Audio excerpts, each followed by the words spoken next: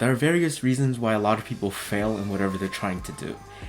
And I sort of found out that there are different sort of reasons as to why people aren't able to achieve what they want to achieve. So let me get into those reasons. One, they're scared.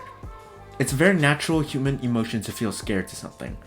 When people are afraid, that means they're experiencing some sort of emotion tied to that thing. And that is what we call resistance.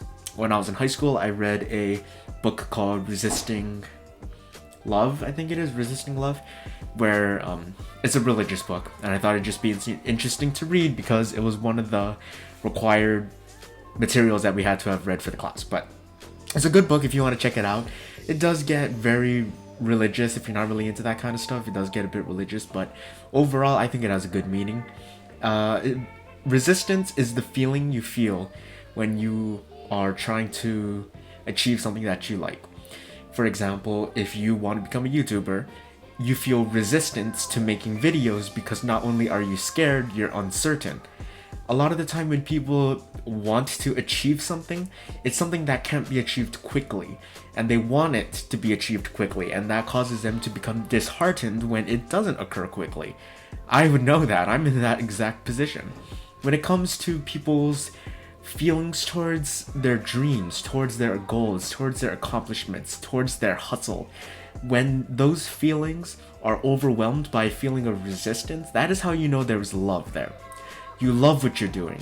You love it so much that you're afraid of what other people would think of what you've created, of what you made. This also ties deeply in with my experience with art. I do paintings, I do sketches, I do commissions. I've done a couple comics in the past. They haven't really gotten anywhere, but I've done a couple comics. The same idea applies. When I'm doing that art, when I'm doing my paintings, I feel that resistance because I feel like whatever I do will not be enough. And that is something that so many people can relate to. Because not only at the end of the day am I feeling something towards this, but that feeling in and of itself proves that I have great love for that thing. I have great love for whatever hustle I'm trying to do, for whatever painting or sketch or drawing or whatever that I'm doing. That is a big reason why a lot of people have YouTube channels that fail. Also, you have to play the long game. I've only been posting on YouTube for about 3 years now. Nobody even gives a shit about my channel. I know, I accept that. And I strive every single day to try and become a better film producer. I try to apply certain messages to my stuff, messages that a younger me would have loved to hear. I really do try. And I know that it's not going to happen quickly. And I need to get rid of that quick fix mentality, because that's something a lot of people have nowadays, especially young people like me. You know, in college, you're sort of taught that a lot of the time you're gonna have to do things right now, right away, quickly. You need to have it done by this time. But something that is just as important is being able to understand the long run. You're not gonna be able to do things like that right away.